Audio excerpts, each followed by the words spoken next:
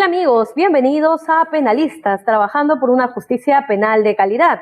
Este programa es producido por la unidad del equipo técnico institucional de implementación del nuevo Código Procesal Penal del Poder Judicial del Perú. Y hoy está con nosotros el doctor Carlos Alberto del Piélago Cárdenas. Él es presidente de la Corte Superior de Justicia de Loreto. Él ha sido electo para el periodo 2021 y 2022 como presidente de este distrito judicial. Doctor, bienvenido al programa. Muy buenas tardes, Alejandra. Muchas gracias por la posibilidad de dirigirme a tu distinguida audiencia. A través tuyo, mis saludos a la señora presidenta del Poder Judicial, doctora Elena Barrios, así también como a mi colega y amigo, el doctor Gustavo Álvarez, que tiene a su cargo la responsabilidad de la web. Bien, doctor, muchas gracias por aceptar esta entrevista. Nos gustaría conocer qué ejes temáticos son los que usted ha considerado para elaborar el plan de gestión como presidente de Corte en estos 2 años que asume la presidencia de este distrito judicial. Mire, primero que nada, señalar de que entre un momento histórico de normalidad y un momento histórico que estamos viviendo ahora distinto, de renacimiento de la segunda ola del COVID-19, que ya en Loreto en estos momentos, y para lamentable noticia, ya llegó el virus de Manaos con todas las consecuencias perniciosas, porque ya tengo muchos servidores e inclusive jueces que ya han sido afectados. El plan normal de desarrollo vinculado con el fortalecimiento de los órganos jurisdiccionales, incrementación, capacitación permanente de jueces y servidores para brindar una mejor atención, mejora los sistemas de comunicación, porque Loreto, dada su difícil geografía, tiene la singularidad de que solamente en las ciudades existe comunicación. Saliendo a las zonas rurales y ni siquiera muy lejos de la capital, de Iquitos, no hay señal internet, a veces no hay energía eléctrica y por lo tanto no hay forma de poder comunicarse con toda la gente que necesita el servicio de justicia. Usted sabe, el derecho al acceso a la justicia es un derecho universal que debe el Estado garantizarlo a todas las personas. Pero debido a esta difícil situación geográfica, en la realidad el Estado no llega a cumplir a satisfacción su obligación y el Poder Judicial, que es parte del sistema de justicia, así como el Ministerio Público, nos vemos limitados en poder hacer un trabajo que abarque a la mayoría de la población y brinde un servicio a satisfacción. Sabe usted también, por ese conocimiento que tiene al trabajar en el Poder Judicial, de que el elemento notificación es un factor importante. ¿Cómo hacemos conocer las decisiones, las resoluciones, los inicios de proceso con gente que no vive en la ciudad, que vive en el campo, que para poder llegar hay que navegar 3-4 días en río o quizás más, e inclusive adentrarse después un par de días a las comunidades en los lugares que se encuentran? Entonces eso es difícil. Y esos son los temas que nos afectan. Entonces también tenemos que fortalecer el sistema de justicia a través de medios de comunicación idóneos. Pero ahí necesitamos el apoyo del Estado. Claro, usted mencionaba algo de la accesibilidad y la comunicación para las notificaciones. Efectivamente, no todas las Cortes Superiores de Justicia, no todo el país tiene las mismas realidades y las mismas costumbres y la misma población. Nos gustaría ahondar más en ese tema, la población de Loreto, de cuánto consta, y también usted ya estaba ingresando al punto del presupuesto que se les asigna. ¿Es el adecuado o todavía considera que aún falta mucho por hacer? Mire, tenemos una población calculada, en estos momentos no podría decir si hay más o menos, de 841,000 personas, distribuidas extensamente en el departamento más grande del Perú. Loreto abarca la tercera parte de la geografía nacional y tenemos población en las fronteras con Brasil, con Colombia, con Ecuador, pero no tenemos vías de comunicación. Entonces, ¿cómo llegar? ¿Existen problemas? Sí. ¿Cometen delitos? Sí. ¿Existen temas de orden civil también? Sí. Pero ¿cómo llegar? Ese tema va más allá de la capacidad del Poder Judicial, de todas las voluntades de los magistrados y de nuestro Consejo Ejecutivo y de nuestra presidenta. estamos haciendo los mayores esfuerzos, pero necesitamos que haya inversión del Estado, entendiendo que la justicia no es un gasto, sino precisamente lo contrario, una inversión que permite garantizar el desarrollo y garantizar la inversión privada a efectos de que exista trabajo, de que se puedan desarrollar las actividades lícitas de manera ordenada y que tengan la seguridad de que no va a haber ninguna sorpresa. Entonces, cuando hablamos del tema presupuestal, usted sabe que nos han rebajado de los 7.000 millones a 3.000 millones de presupuesto general. Y eso ha significado recortes en todas las cortes. En el presupuesto inicial de apertura, el PIA, es pequeño. Tenemos para cubrir los gastos ordinarios, que son los gastos de pago de energías eléctricas, tributo, teléfono, etcétera. Pero para poder extender el sistema de justicia a toda la población que requiere ser atendida, no hay fondos. Entonces, ¿cómo hacemos?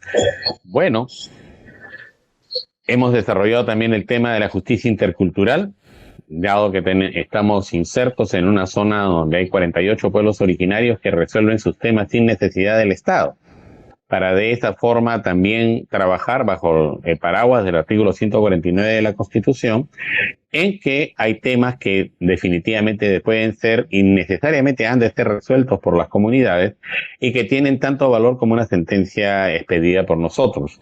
Sin embargo, para que no sea algo ajeno, se han desarrollado los protocolos de coordinación respectiva y tenemos una extensa cantidad de jueces de paz, que muchos de ellos son miembros de las comunidades nativas, para que de esa forma se tenga un criterio uniforme de cómo poder resolver los temas y de esa manera satisfacer la necesidad de justicia de la población.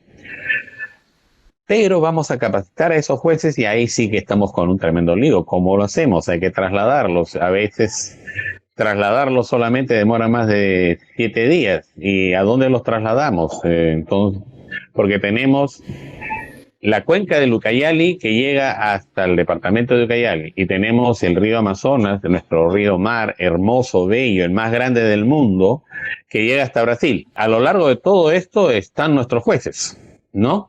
Aparte todos sus tributarios. Entonces, ¿cuántos jueces son los que tiene el Distrito Judicial de Loreto? Bueno, tenemos 49 jueces oficiales, pero jueces de paz tenemos pues más de 100, ¿no? Entonces, el tema pasa en lo siguiente. La justicia de paz es la que tiene más prestigio porque está directamente vinculada con la comunidad, resuelve las cosas rápido y resuelve buscando satisfacer la necesidad de la comunidad. El derecho penal lo que busca es castigar, no busca resolver temas sociales, sino castigar al que infringe la ley. Eso tenemos que mejorar. Solamente nos debemos dedicar a castigar. ¿Podemos hacer más que esto? Esta es una gran reflexión y estoy seguro que con la doctora Elvia Barrio vamos a resolver varios problemas, como los temas de género que preocupan y que en esta corte nosotros tenemos una mayoría de magistradas mujeres, lo cual para nosotros es una felicidad.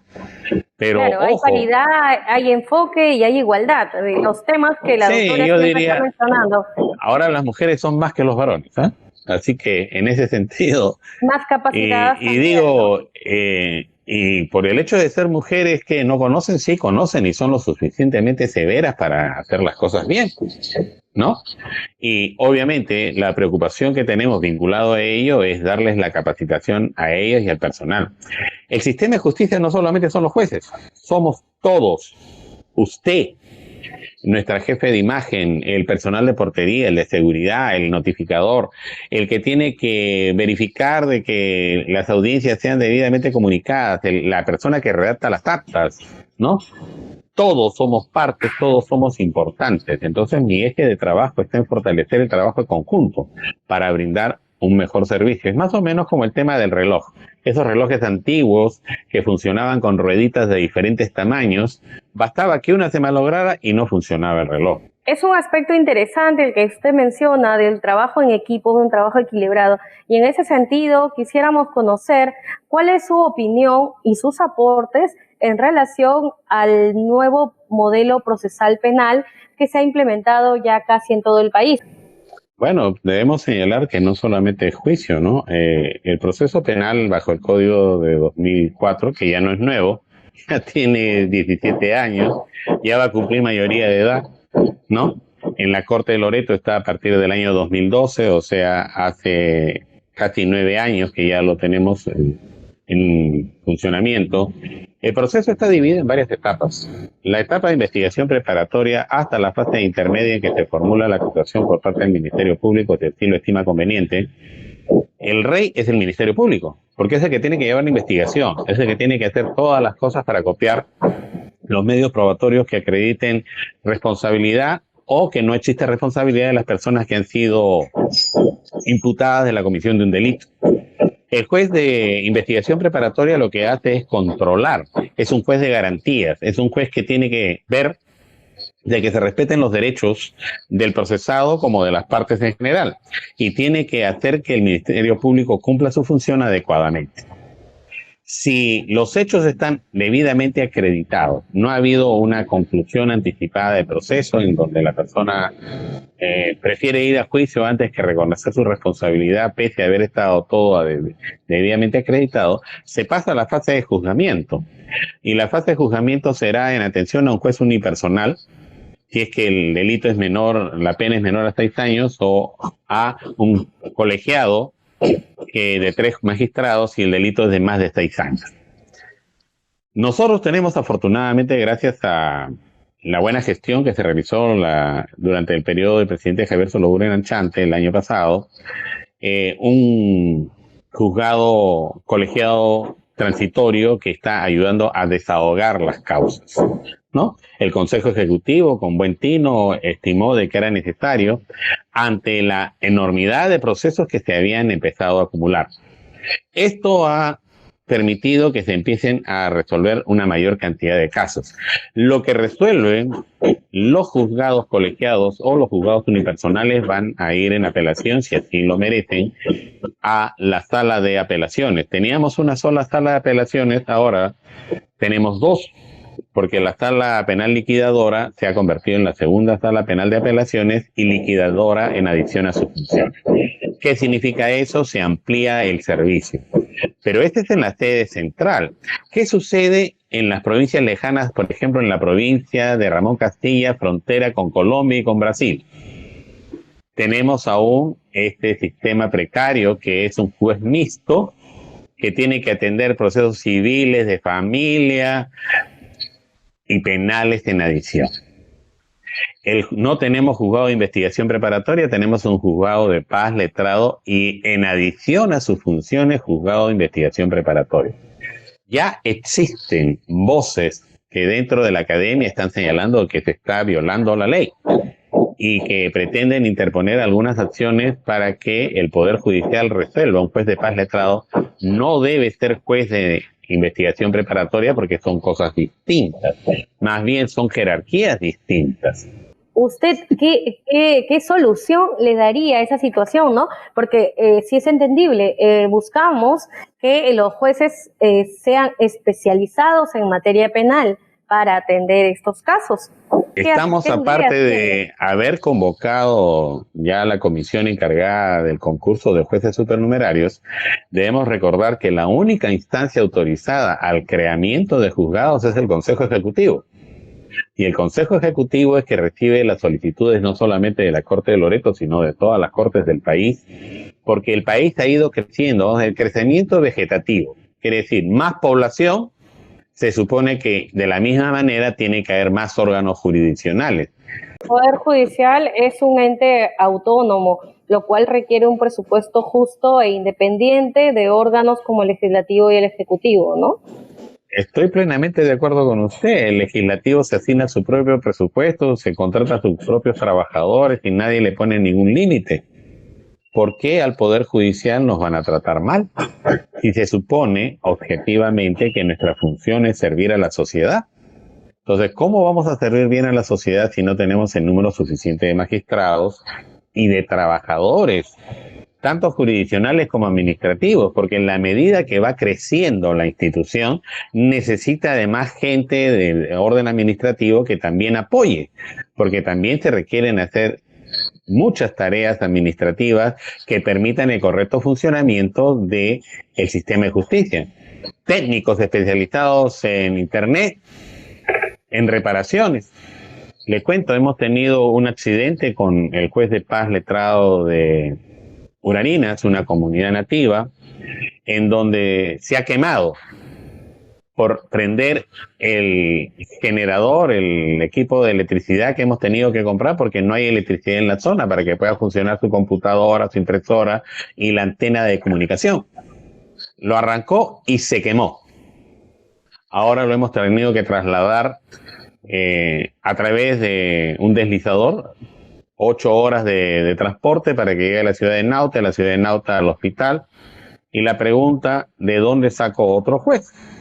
Porque los jueces no están ahí colgados en los árboles para recogerlos como si fueran frutas, tienen que ser personas suficientemente capacitadas. Estoy en este dilema, vamos a solucionarlo, hemos encargado provisionalmente a el juez de paz letrado de comisaría de Nauta que asuma provisionalmente esto. Quiero tener un reporte exacto del estado de salud. He visto unas fotografías de quemadura de segundo grado, eso por lo menos tiene 2 a 3 meses de atención. ¿Y hay alguna propuesta para que también el personal de la Corte pueda ir ascendiendo, ¿no? Justamente nuestro juez de paz letrado de ahí es un servidor jurisdiccional de experiencia que aceptó el reto de ir a trabajar. Y mire, el destino fatal que a veces nos juega malas pasadas. Entonces, estamos en esto, hemos comunicado también a la presidencia del Poder Judicial, así como a la gerencia también, para que vea los temas de seguros. Pero cuando usted me pregunta, ¿qué hacemos? Trabajamos de la mano con el Consejo Ejecutivo, trabajamos de la mano con nuestra presidenta, no hay otra forma. Somos un equipo al interior de la Corte, pero a nivel nacional somos un equipo con la presidenta de la Corte del Poder Judicial. Ella nos informa, nos dice cómo están las cosas y con la sinceridad que le caracteriza, también nos dice, bueno, hay limitaciones, tenemos que ver cómo ajustamos estas cosas y algo que es muy importante, déjenme ver cómo soluciono. Lo que quiere decir es que está siempre pendiente de lo que está aconteciendo en la Corte. Y de ver salidas fructíferas para cada distrito judicial, y es entendible, ¿no? Como usted mencionaba, que cada distrito judicial tiene una realidad distinta a la de Lima, distinta a la de Callao. Es decir, nuestro país es bastante... Es mega diverso. Diverso y pluricultural, por lo cual tenemos que respetar bastante la idiosincrasia de nuestros pueblos y sus costumbres. En ese sentido, hay que ir aplicando y aterrizando con propuestas que la población se sienta satisfecha y atendida en sus necesidades. Doctor. Estoy de acuerdo con usted. En su distrito judicial, ¿cuál es el delito más recurrente? Bueno, tenemos delitos de violencia familiar muy fuerte. Lamentablemente, el machismo es muy enraizado. Sus variantes, la omisión de asistencia familiar, lesiones entre ellos. Pero también estamos azotados por el narcotráfico, el tráfico ilícito de drogas. Loreto es zona de tránsito, precisamente debido a que no hay Estado, no hay policía suficiente, no se puede controlar todas las fronteras. Tenemos el delito de lavado de activos, porque el dinero que ingresa ilícitamente a través de narcotráfico lo tienen que limpiar, entonces también eso se ve de diferentes maneras. Delito de corrupción de funcionarios. Lamentablemente vivimos una plaga, vamos así decirla, de corrupción, en donde tenemos procesados alcaldes de diferentes niveles, exgobernadores regionales, funcionarios de diferentes instancias del sector educación, sector salud. O sea, es en ese sentido una crisis moral gigantesca que finalmente se traduce en los procesos por corrupción, porque hay mucha gente que piensa que ha entrado al Estado para saquearlo y beneficiarse y no servir a la población. Entonces, estos son delitos con mucha fuerza. Trata de personas, sí, pero lamentablemente no existe una fiscalía con la suficiente cantidad de miembros que permitan cubrir la extensa región Loreto. Al inicio de la entrevista le hice recordar de que somos el departamento que tiene no solamente de ser más grande, sino que ubica la tercera parte de la geografía nacional. Y la población pobre es víctima con frecuencia de la trata de personas, que no solamente abarca mujeres, también abarca niños, abarca hombres jóvenes, hay para el esclavismo, para el tráfico de órganos, para la prostitución. Y los casos, a pesar de ser una zona que es de víctima de estos hechos, los casos son pocos. Son pocos porque la policía no tiene nivel suficiente para investigar todos los casos, porque a la fiscalía les faltan más herramientas, pese a que hacen mucho esfuerzo para hacer bien las cosas, pero no se puede atender. Y ahí tenemos un problema. Y un problema que creo que también preocupa con razón a la doctora Elvia Barrios. Tenemos que sancionar esto con severidad cuando ocurra. Pero ¿cómo va a sancionarse si no se llevan los casos a juicio? Señor presidente de la Corte Superior de Justicia de Loreto, díganos también qué otras especialidades del ámbito jurídico aún faltan implementar en su distrito judicial. Entiéndase el expediente electrónico, la comisión de ambiente, el tema del enfoque de género, la comisión, o también la oralidad civil. ¿Ya se encuentran en su distrito judicial? ¿En qué situaciones está? El eje, que es el expediente judicial electrónico, todavía está en piloto en línea. Para tener un expediente judicial electrónico necesitamos tener una perfecta comunicación de Internet. Al inicio le indiqué que la característica de Loreto es de que Internet solamente hay en las ciudades y su nivel es muy bajo, porque no es con fibra óptica, es a nivel satelital. El Poder Judicial tiene un sistema en que se le ha asignado una banda de 6, pero internamente la misma sede central tiene un cableado para 2. Quiere decir de que hay 4 puntos de esa banda que no la podemos aprovechar porque tenemos que potenciar nuestro sistema de cableado interno, y ahí estamos pidiendo el presupuesto. Hemos hablado con el doctor Álvarez respecto a la necesidad de mejorar esto para que el sistema penal también funcione, y obviamente con la presidenta para que sea toda la Corte en todas las áreas las que se beneficien. Entonces ahí hay un primer nivel. Segundo nivel, que también la doctora Elvia Barrios ha puesto en evidencia. Nosotros tenemos un sistema y el Ministerio Público tiene otro. Y la compatibilidad a veces no funciona. Y esto significa retraso. Entonces no puede ser que tengamos cosas distintas. Por lo menos hay que tener un protocolo de conexión que permita que un sistema se acople al otro y de esta forma podamos trabajar de la mejor manera. Pero no solo ello. El Estado tiene que dotar a la defensa pública de recursos y no le está dando recursos suficientes a la defensa pública. Es más, hay lugares de Loreto en que no hay ningún defensor público porque no se ha contratado, ya que todos son contratados, nadie es nombrado, para que puedan cubrir el servicio de justicia en varias de las provincias y distritos de Loreto. Entonces ahí tenemos un tema importante sobre el cual estamos trabajando, y mañana tenemos una reunión de coordinación también con todos los miembros del sistema, la policía, el Ministerio Público. Hemos invitado al Colegio de Abogados para desarrollar protocolos de atención, y sobre todo protocolos de atención respecto a este problema que afecta al país, el COVID. ¿Cómo vamos a hacer para evitar que la gente se contagie y proteger la salud de todos? A ese aspecto Sí. que estamos llegando sobre el COVID-19, también nos gustaría conocer si en su distrito judicial también se han adoptado medidas para hacer frente a este mal. Entiéndase el tema del protocolo de bioseguridad, pero también el tema de poder atender a la población sin que ello retrase la suma de las estadísticas de sus sentencias y resoluciones judiciales. ¿Cómo Sí. es que están atendiendo a la población? ¿A través de correo, a través de redes sociales, a través de teléfono? Primero, el tema horarios de trabajo. El Consejo Ejecutivo ha dado una orden de trabajo interdiario de 9 a 2 de la tarde.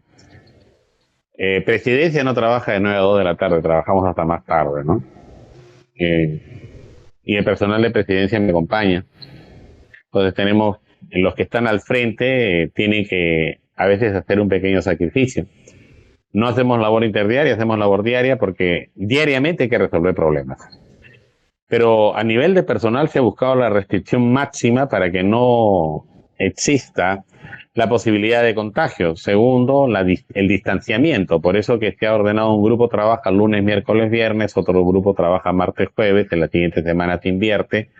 Y de esa forma se busca acelerar las cosas. Claro que tenemos un grupo de audiencias que han estado programadas y que no las podemos postergar. Tenemos que culminar con ellas, pero tenemos que reprogramar las siguientes a efectos de respetar estrictamente los elementos de bioseguridad, mascarillas, alcohol gel, distanciamiento. Eso está puesto en práctica.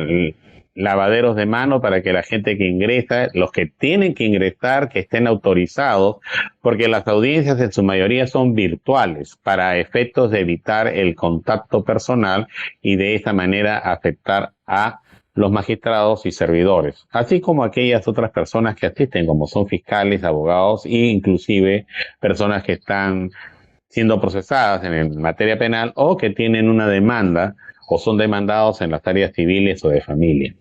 Respecto de las citas electrónicas, sí, se han implementado las mesas de partes electrónicas y las mesas virtuales para atender al INPE, que es también usuario del sistema, al Ministerio Público, así como a los señores abogados, para lo cual estamos trabajando un protocolo inclusive de entrenamiento, porque hemos puesto 8 computadoras para que el abogado no se vea obligado a estar ingresando a preguntar al juzgado, sino directamente a través del sistema de internet de la Corte pueda conocer el resultado de cómo van sus procesos.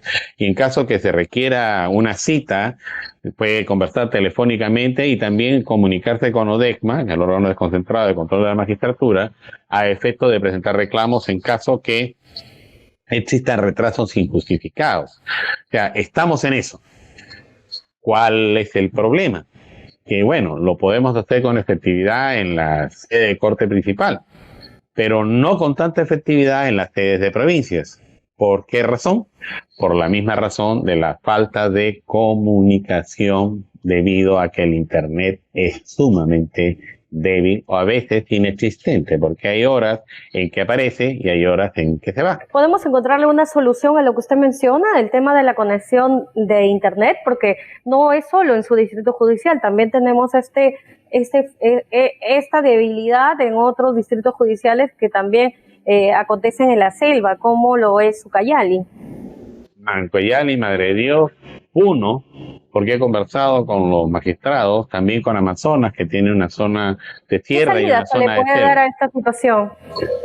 Miren, la única forma es que el Estado permita mayor inversión y exija también a los operadores del sistema de que cumplan los contratos, porque hay una dejadez de parte del Estado con relación al cumplimiento de los contratos por los cuales se les permite a los operadores del sistema de telecomunicaciones operar en el país, y se supone que ellos deben hacer una mejora constante y permanente.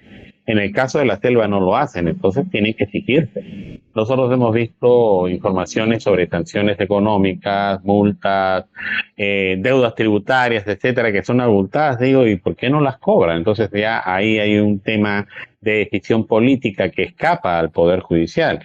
Nosotros exigimos, y entiendo que también la doctora Elia Barrios ha puesto la voz fuerte en el sentido de que se tiene que dotar de medios de comunicación adecuados, pero ahí necesitamos el apoyo del Ejecutivo. Doctor Carlos Alberto del Piélago Cárdenas, presidente de la Corte Superior de Justicia de Loreto, para nosotros ha sido muy grato poder dialogar con usted y conocer las realidades de su distrito judicial. Si desea agregar algo, por favor, sus palabras finales. Sí, tengan confianza que el sistema de justicia está trabajando a favor de la comunidad.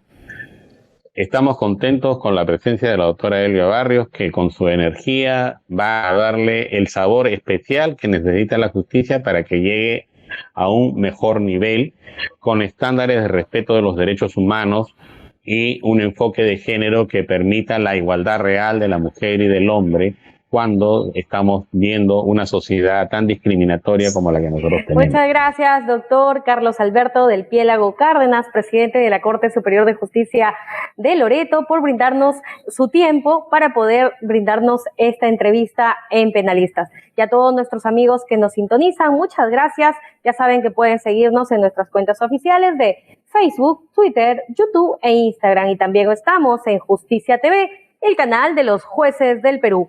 Hasta la próxima.